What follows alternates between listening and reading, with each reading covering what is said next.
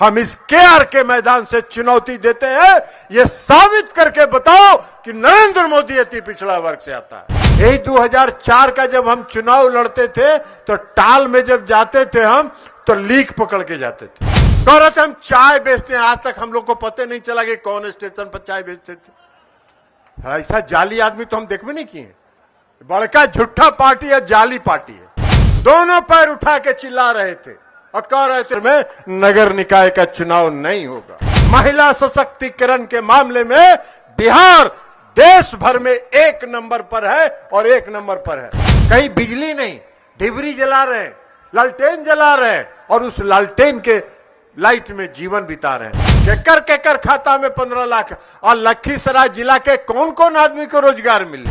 और बिहार के जब मुख्यमंत्री नीतीश कुमार जी ने जब बने तो उन्होंने एक ही नारा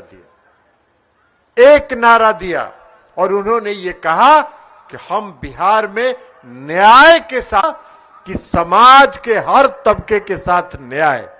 तौर पर जो टाल के लोग हैं, जो दियारा के लोग हैं या जो चानन के लोग हैं, जो इस इलाके के पिछड़े वर्ग के लोग हैं, अति पिछड़े वर्ग के लोग हैं, आप सबको मालूम है कहीं था क्या कोई आधारभूत संरचना, कहीं सड़क था क्या। यही 2004 का जब हम चुनाव लड़ते थे तो टाल में जब जाते थे हम तो लीक पकड़ के जाते थे। अब पता चला कि यजनी घाट जाना है, अब पहुंच रहे हैं गिरधरपुर। और आज कोई गांव है क्या, टाल का कोई भी गांव बचा है जहां गांव सड़क से नहीं जुड़ा है? हर गांव में सड़क। हमने देखा जाके 2004 में 2005 में हमने जब टाल में हम घूमते थे तो हमने देखा कि बरसात के दिनों में लोग घर से निकल नहीं सकते थे, घर से बाहर नहीं निकल सकते थे। अपने घर के बाहर चचड़ी लगा के और उस पर शौच करते थे, और बाढ़ के पानी में सांप और बिच्छा और ये सब जो टहलता रहता था वो फन मारता रहता। ये हमने देखा, नरक का जीवन बीते थे। कहीं बिजली नहीं, डिबरी जला रहे हैं, लालटेन जला रहे हैं और उस लालटेन के लाइट में जीवन बिता रहे हैं। आज मुझको खुशी है कि टाल का कोई गांव, कोई घर ऐसा नहीं बचा है जहां बिजली नहीं टमटमा रहा है, बिजली नहीं चमक रहा है। माननीय नीतीश कुमार जी ने विकास का, बिहार के विकास का जो संकल्प लिया, उस संकल्प का देन तो पिछड़े वर्ग के लोग हैं। तो उन्हीं के याद हो ना 2014 में एलखुन हल एगो नेता आजकल देश के प्रधानमंत्री बनल हकुन, की कहलखुन हल, भाषण दे हलखुन, कहलखुन की अति पिछड़ा हम हैं, हम अति पिछड़ा हैं। भारतीय जनता पार्टी को और भारतीय जनता पार्टी के नेताओं को हम इस केआर के मैदान से चुनौती देते हैं, ये साबित करके बताओ कि नरेंद्र मोदी अति पिछड़ा वर्ग से आता है। अरे नरेंद्र मोदी तो पिछड़ा वर्ग भी नहीं थे, नरेंद्र मोदी पिछड़े वर्ग में भी नहीं थे।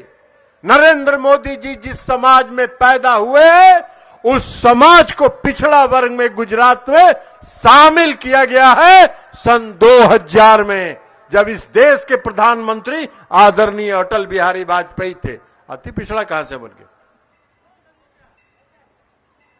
कह रहे थे हम चाय बेचते हैं, आज तक हम लोग को पता नहीं चला कि कौन स्टेशन पर चाय बेचते थे। ऐसा जाली आदमी तो हम देखबे नहीं किए। बड़का झूठा पार्टी है, जाली पार्टी है।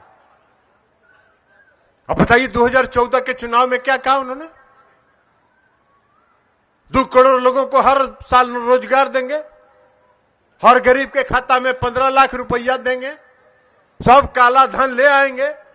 जरा भारतीय जनता पार्टी के नेता लोग भी घूमते हैं लखीसराय में और बड़ा बड़ा कुर्ता पैजामा झाड़ के घूमते हैं, तो जरा उनसे पूछिए ना कि केकर खाता में 15 लाख पहुंचे लो, उनसे पूछना चाहिए। ये जनता है, लोकतंत्र है, और इस लोकतंत्र में आपको यह अधिकार है कि जो आपसे गलत वादा करे उसका हिसाब लीजिए और उसको सड़क पर उसको साफ करिए। ये आपको पूछना चाहिए, उनको पूछना चाहिए ना केकरा खाता में भेजल हो, केकर खाता में 15 लाख। और लखीसराय जिला के कौन कौन आदमी को रोजगार मिले, 2 करोड़ लोग के प्रतिवर्ष रोजगार दे रहा हो, तो 18 करोड़ तो मिले की चाहती है, तो 18 करोड़ में 18 लाख का तो हिसाब दे दे, नहीं देगा। नहीं देगा, इसलिए कि उस पार्टी का नाम है बड़का झूठा पार्टी, और बड़का झूठा पार्टी का काम है झूठ की खेती करना और झूठ की खेती पर यह करना। आज आप सब लोगों का प्यार मिलता है, हमको स्नेह मिलता है। क्यों मिलता है? प्यार और स्नेह आप हमको क्यों देते हैं?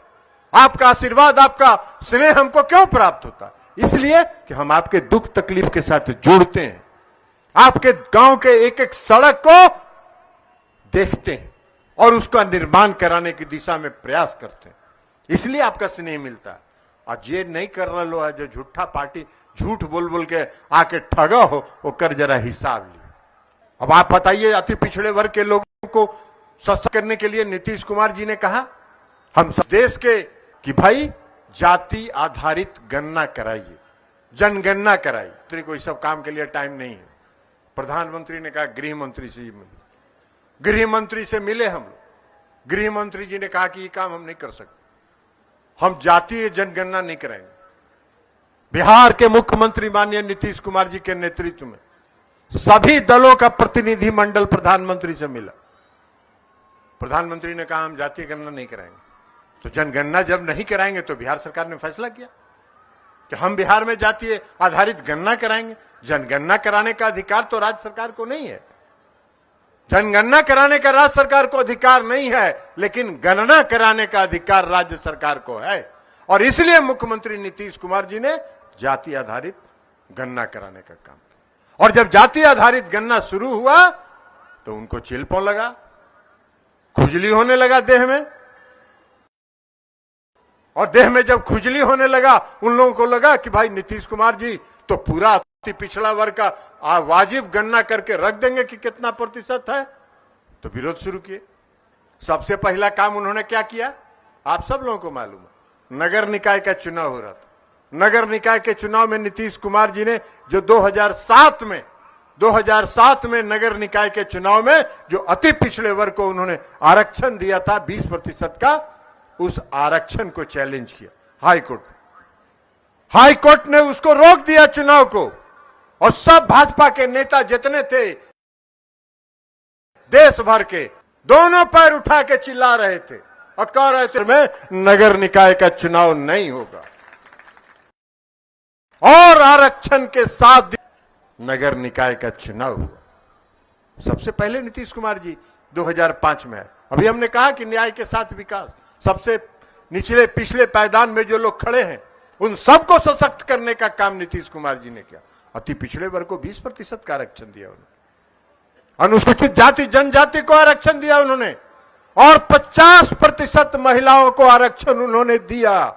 महिला सशक्तिकरण के मामले में बिहार देश भर में 1 नंबर पर है और 1 नंबर पर है।